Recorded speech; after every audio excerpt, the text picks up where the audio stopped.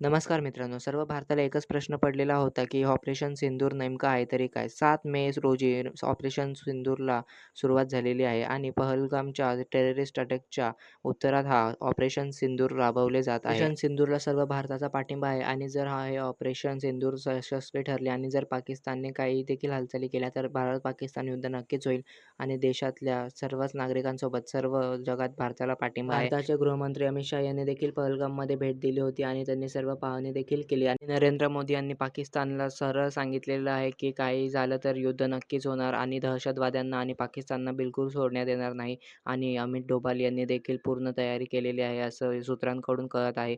भारत-पाकिस्तान युद्ध खरं होईलच, कारण पाकिस्तानने जर काहीही चुकीचं काही केलं तर आणि जर अटॅक भारतावर केला तर नक्कीच पाकिस्तान-भारत युद्ध होईल आणि भारताला संपूर्ण जगाचा देखील पाठिंबा आहे.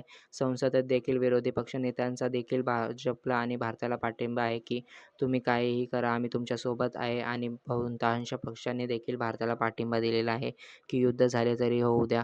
राहुल गांधी विरोधी पक्षनेते यांनी देखील पाठिंबा दिलेला आहे. चॅनलला सबस्क्राईब करा. जय शिवराय, जय महाराष्ट्र, जय हिंद, जय भारत.